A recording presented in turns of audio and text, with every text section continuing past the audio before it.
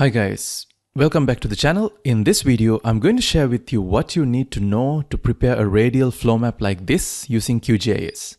Now, if you're very new to using GIS software packages like QGIS, it's not surprising at all if thought of creating this kind of a map entirely manually, or at least especially the radial flow patterns of this map, crossed your mind at some point, which is not something that's not doable, but it would be an extremely tedious task, and more than that, that would be leaving out some of the precious tools on the table that comes with QGIS as external plugins, and that's undoubtedly an area where QGIS outshines even some of the commercial GIS software products on the market right now. So in this session, we'll explore how to craft compelling visualizations that vividly showcase the movement of resources, people, or information from a central point to various destinations like this. Now, radial flow maps are an invaluable tool in the world of cartography. What they do is they allow us to illustrate complex connections between a single source and multiple endpoints, as you can see from the figure. Whether you're analyzing transportation networks, mapping migration patterns, or depicting trade routes, radial flow maps provide a clear and an intuitive way to convey directional flow. And we're also going to get started from absolute zero, which means from an empty workspace like this. And as you can recall the figure that I showed you guys just a couple of seconds ago, we're going to work with a world map, and one of the benefits of using QGIS for a task like this is that you don't have to worry about obtaining a world map like this from external resources, because if you're a QGIS user, you would be able to generate a world map like this just in a matter of few seconds. All it takes is a couple of clicks. So that's exactly what I'm going to do right now. So as I explained to you guys, you would be able to follow along quite well because I'm not going to use any external data for this task. I'm going to generate everything on the fly, and you would be able to replicate the exercise 100% from your side as well. Alright guys, so I think that's enough of an introduction. So let's dive right into the tutorial. And the very first thing that I'm going to do is generate a world map using QGIS. And to do that, all you have to do is just head over to this box right over here, where it shows the latitude and longitude coordinate information, and just type in world and hit enter. And you would be able to generate a world map like this. Now, in case if you're curious where this world map actually comes from, so every time when we install QGIS as a fresh installation, a vector file like this of a world map gets installed to one of the QGIS folders as well. And when we type world right over here, what it does is it's basically communicating with that file, and it's projecting that file by importing it as a layer onto the layers panel, as you can see right over here. And in case if you're curious just a little bit to find out a bit more information about this layer, what you can do is you can right click over here and go to properties. And under this information tab, you would be able to see the file path where exactly this file comes from, and the file type as well, which happens to be .gpkg, which basically stands for geo package. So it's not an S3 shape file. However, there's nothing that's preventing you from exporting this into an S3 shape file. And at the same time, another piece of information that might be quite useful for you is the coordinate reference system of this particular layer. And currently you can see that its coordinate reference system is EPSG 4326, which is basically the EPSG code for WGS 1984 Geographic Coordinate Reference System.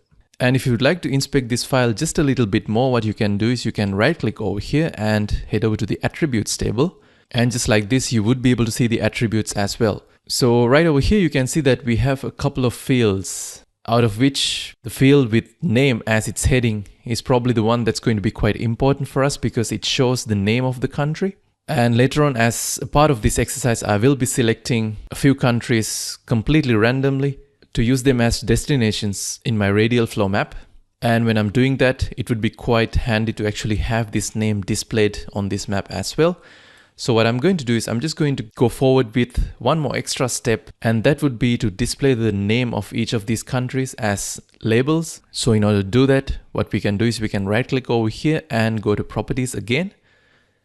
And under labels, just click single labels. And from here, you would be able to select the appropriate field name. And in our case, it's going to be this field called name, which is going to display the name of the country. And I can just hit apply and see how it looks.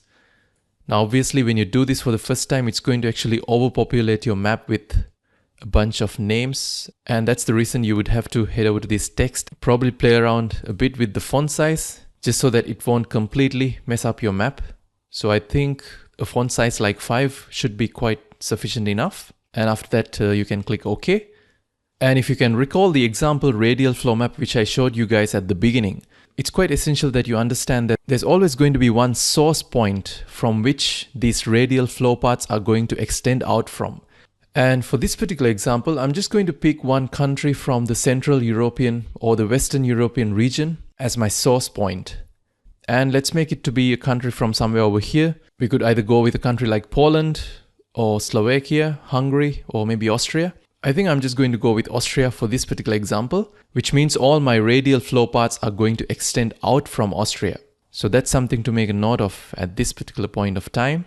And at the same time, I'm also going to pick a few countries in a completely random way, which I would like to select as destinations. And to make things easy, what I'm going to do is I'm going to select those countries first, and I'm going to create a separate shapefile which includes just those countries which I'm going to pick as destination points. So let's do that right now. In order to select features from a file like this, what we can do is we can head over to this tool right over here, which is select features by area or single click tool. And after that, we can start picking countries in a completely random way. So I'm just going to get started by picking Greenland. I'm going to pick the US from here, and let's pick Nicaragua and a couple of countries from South American region as well. Let's pick Brazil, Bolivia, and Colombia. And when it comes to the African continent, I'm going to pick maybe Mali, Libya, South Sudan, Namibia, and Mozambique, as well as Madagascar. And from the European region, I'm going to pick Spain, France, Germany, Poland, Romania, Macedonia, and probably Ukraine as well. And from the Middle East, I'm going to go with Saudi Arabia and Oman. And from South Asia, let's go with Pakistan and Nepal. And I'm also going to pick China and Mongolia from here. And well, let's go ahead and pick Kazakhstan as well. And maybe Azerbaijan, why not? And from this region, I'm going to pick Australia and New Zealand as well. And from the Eastern Asian region, let's pick South Korea. So this picking of countries I have done in a completely random way. So what I'm going to do right now is right click over here on this layer and go to export. And I'm going to select save selected features as, because right now what I'm going to do is I'm going to export all of these selected countries as one shapefile. And just before I do that, I'm going to zoom into Austria, and I'm going to pick Austria in this selection as well by holding on to Control and clicking on Austria as well. Because even though Austria is going to be my source point and all of these other countries are going to be my destinations, it would be quite handy to have the source as well as all the destinations in one shapefile altogether. So that's the reason why I'm going to pick Austria. And just in a couple of steps, you would also be able to understand exactly why I did that. So as you can see, everything is selected. So to create a new shapefile, what I'm going to do is I'm just going to right click over here and go to export, and I'm going to pick save selected features as. And what that's going to do is it's going to create a new shapefile which includes all of these selected polygon features, which in this case happens to be my selected set of countries. So let's go ahead and do that.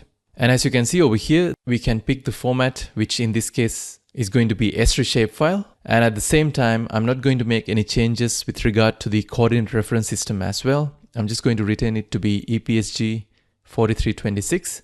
And to specify the file name, what we can do is we can head over to, or we can browse into our working folder. And I'm going to name this new shapefile as selected countries and hit save. And as soon as we do that, you can see that the .shp extension gets added to the file name as well. After that, you can just go ahead and click OK. And immediately you would be able to see that this newly generated shapefile gets added into our workspace. And if you like, you can do a quick check of the file format and other related information as well, simply by heading over to the properties of this layer. And as you can see, it carries this extension of .shp as opposed to the file format of this world map layer, which happened to be .gpkg, which stands for geo package. And at the same time, you can also see that the coordinate reference system information are also according to what we specified, which is EPSG 4326 right over here, which tells me that everything has worked well so far. And just for aesthetic purposes, I'm just going to pick maybe another color to work with. Maybe let's go with some sort of a light blue like this. And guys, the next major step of this overall process is to create a points shapefile in order to represent each of these polygons. Now you could actually do that manually as well. So if I were to do such a thing manually, what I could do is I could create a new point shapefile and I can start keeping or specifying points maybe somewhere in the central region of each of these polygons. And that's actually one legitimate way of doing that. However, since we have a plethora of tools when working with a software package like QGIS, I think there's actually a bit of an efficient way of doing such a thing, and that's by creating a set of centroids for each country based on its spatial distribution characteristics. And if you head over to processing and open up the toolbox, you would be able to quite simply search for the tool that you need to work with in order to generate these centroids. So you can just go ahead and search centroids, and under vector geometry, you would be able to see the tool right over here. So just double click on that. And it goes without saying that we need to create these centroids not for each and every country of this world map vector file, but instead we're going to go with this selected countries shapefile that we just created. And I'm going to save this file into a proper output as well. I'm not going to let it be a temporary file. So we can just click right over here and go to save to file. And I'm going to name this as Centroids and click run. And as you can see, this kind of a shapefile gets generated, which consists of a centroid point for each of these different selected countries. Now, as you can see, for most of the countries, it actually works quite well because the geometry of the country directly influences how this centroid is generated. But for maybe one or two countries, you might probably have to come in and do some adjustments. For example, you can see that when it comes to the centroid of the US, it actually takes into account all the territories of the US, including the state of Alaska as well. So geographically, you can see that the centroid will not exactly get placed somewhere right in the middle. So that's why you can see that the point has actually moved a bit towards northwestern direction of this mainland. And at the same time, you can see that the centroid of France has also actually shifted towards southwestern direction as well. And the likely cause for that is also because it takes into account these other French territories in the South American continent as well. So that's why you see a bit of a shift of this point towards the southwestern direction. So what I'm going to do is I'm just going to right click over here and put this layer into an editable mode by selecting this toggle editing option. And after that, I'm just going to pick this tool right over here, which is this vertex tool. And I'm just going to move this point from here to somewhere over here. And at the same time, the point which corresponds to France, I'm just going to move it to here as well. And if you also see any other points where you think that the point needs to be moved around just a bit, you can actually use this stage to make those adjustments accordingly as well. So when it comes to the centroid of Oman, I think it could be somewhere over here as well. And well, you get the idea. I'm not going to spend too much time perfecting that since we're doing this tutorial just for demonstration purposes. Well, the point which corresponds to New Zealand can also be somewhere over here. And after that, to save the edits, what we can do is we can click on this button right over here. And that's going to ask us whether we need to save the edits or not. So just click right over here, save. And if you head over to the attributes table of this, you can see that basically it carries all the attributes that we saw in this original world map vector file as well. But as I told you guys, the one that's going to be quite important for us is going to be this name field, and all the other fields. I don't mind really having all the other fields, but sometimes when you have quite a number of unnecessary fields, things can get quite confusing. So what I'm going to do is I'm going to again toggle this layer and put it in editable mode. And after that, I'm just going to get rid of these unwanted column or these unwanted fields as well. Not that you guys have to do it, but it makes things much more clear, especially considering the fact that I'm actually doing a tutorial right now. It would be wise to make things as clear as possible. So that's the reason why I'm going to get rid of all of these unwanted fields. So click OK, and that will get rid of all those unwanted fields. And after that, I can click on this button again in order to save the changes. Alright, now we have come to a point where we need to start thinking about generating XY coordinates which correspond to each of these different locations. Now again, it goes without saying that when we talk about these countries in its full extent as different polygon features, then the concept of generating one set of XY coordinates might not really make sense. However, now since we are dealing with a bunch of centroids, you can see that we don't really have any issue in generating X and Y coordinates of each of these different centroid points.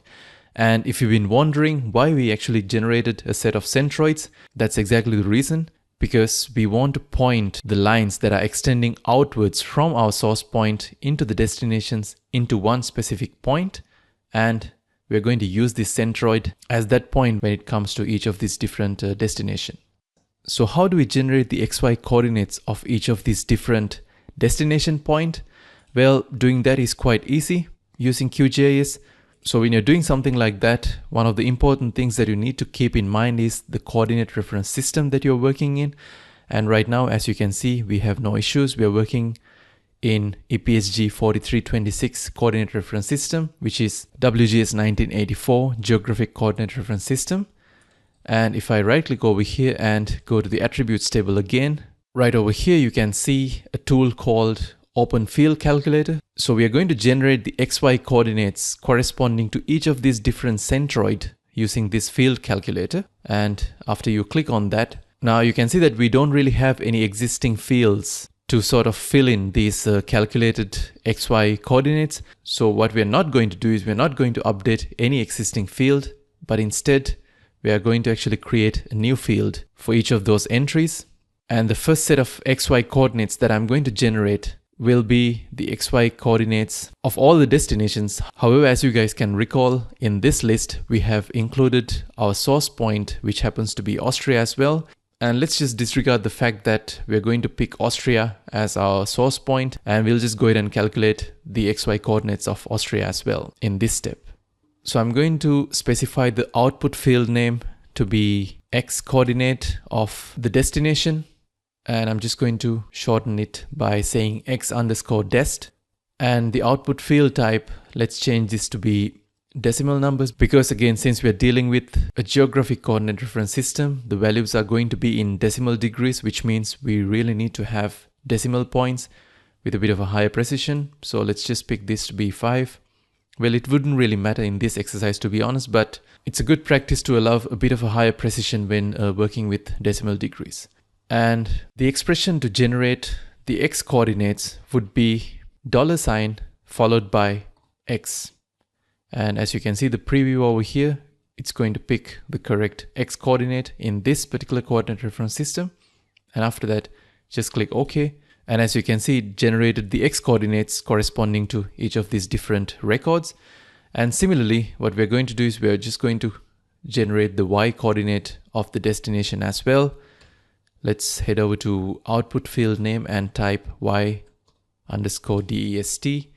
And similar to what we did right over here in the previous step, we're going to pick a decimal number and increase the precision to be 5. And only this time we're going to go with $, and instead of X, it's going to be Y. Click OK, which means now we have the XY coordinates of all of these different countries. And as you can see over here, the field name for these two columns are going to be, well, they're going to be identified in this particular example as destinations. And as I told you guys, we're going to need 2 more columns as well.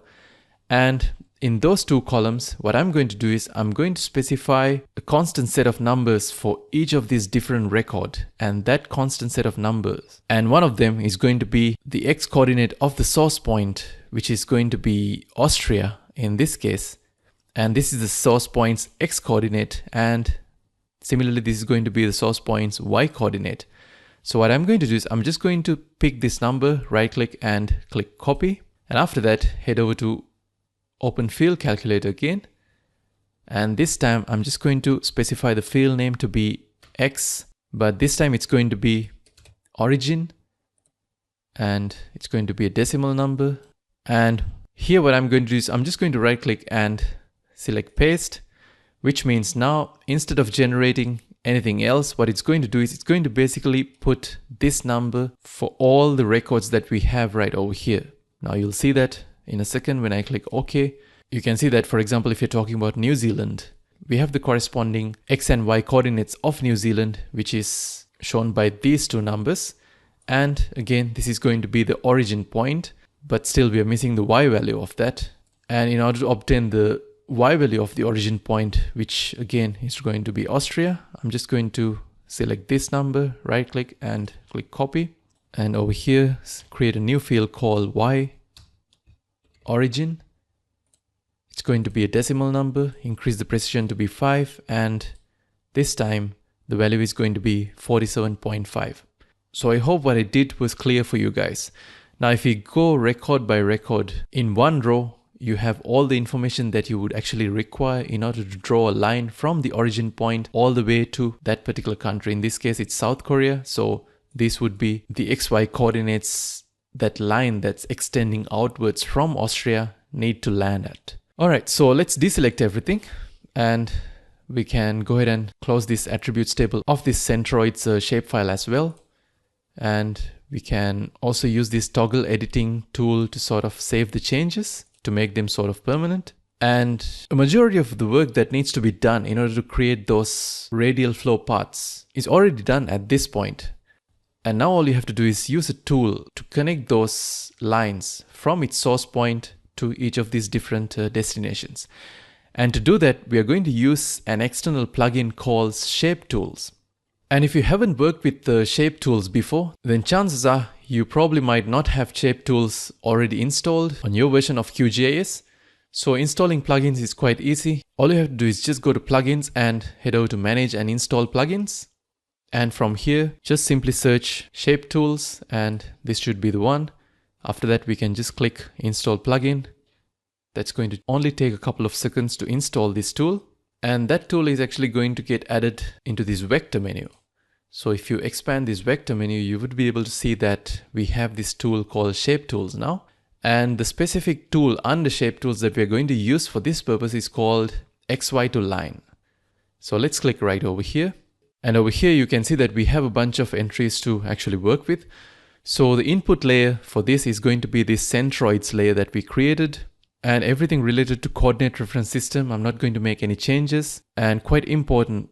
And when it comes to the things that you guys have to fill in, these 4 entries are actually going to be quite crucial. So right over here, you can see that it's asking for a starting X field and a starting Y field. And by now it should ring a bell for you guys that we already have these fields created inside this Centroids shapefile. So if you expand this, you would be able to see the 5 different fields that we would find if you were to go ahead and open up this Centroids shapefile.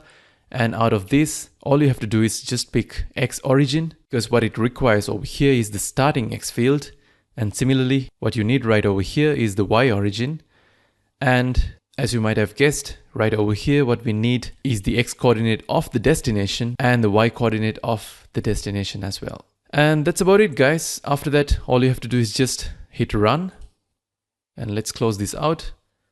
And sure enough, as you can see, now it created this sort of radial map extending from our source point, which happens to be Austria, all the way to each of these different destination points. Now, if you can recall, we initially had 3 layers like this. And when we ran the XY to line tool, you can see that 2 layers gets generated, and both of these are actually temporary files. But what I would like to highlight to you guys is that if you were to check the geometry type of these 2 layers, well, let's go to this output line layer and go to properties. And right over here, you can see that the geometry type is line. That means what you can do is you can actually export this into an S3 shapefile, and you could basically do all sorts of things that you would normally do with a line shapefile, especially when it comes to adjusting its appearance and stuff like that. And at the same time, you can see that it's generating this additional layer, which basically places a point on top of these already existing centroid points, which I'm pretty sure we're not going to be using. So for the time being, I'm just going to deactivate this point as well as the centroids, because what I needed was just this radial map and not really a point at the location where it connects to each of these different countries. So as I told you guys, what I'm going to do is I'm going to right click over here and export this and save and pick save features as, because I'm going to generate a permanent S3 shapefile for these bunch of lines that got drawn. And I'm going to name this as flow paths. So it's going to get named as flowpaths.shp. Click OK. And you can see that it got added as a new shapefile layer, which means I'm not really going to require this output line layer anymore. So let's just deactivate that as well. And what I'm going to do now with this flow paths layer is that I'm just going to click right over here and open up the symbology, because now I would like to change a couple of attributes pertaining to the appearance of these different lines. So as you can see, I can increase the stroke width. Maybe let's make it to be about 0.3. If I want to change the line color, I could do that as well. Let's say if I were to pick a color like this and click apply, and you can see that the thickness of the lines got increased accordingly. Now you might be also curious to explore how the attributes table of this particular layer looks. So if you right click and go to attributes table, as you can see, each line will be displayed as its own record. And for example, if I were to just pick Greenland over here, you can see that corresponding line gets highlighted. So it basically works as a shapefile of the type line with just a bunch of records in it. And guys, from here, it's all up to you guys how you would like to actually present this map. And from here, if you would like to have these highlighted countries blend a bit more well with these other countries, you could basically adjust the coloring of the other countries as well accordingly. You could do something like this. Maybe pick a different color, click apply. And when it comes to the background of this map, of course, if you would like to have a bit more flashy background rather than having this sort of a white background, well, you could quite simply add a base map like a Google satellite map. So I'm just going to drag this and drop it over here as well. Well, from here onwards, I think the ways to make this map more attractive, it's actually up to you guys. You can exercise your creativity in order to make this map a bit more presentable and interesting with the use of different colors and all sorts of things like that. Alright guys, so with that, I think we have reached the end of this tutorial. I hope the steps that we discussed in this tutorial were clear for you guys. However, if you do have any questions, you always know what to do. You can add a comment down below and I can get back to you guys with a helpful explanation if you have any questions regarding the things that we discussed in this tutorial. And with that, I'm going to wrap up this tutorial. I'll see you guys again with another tutorial in a couple of days' time.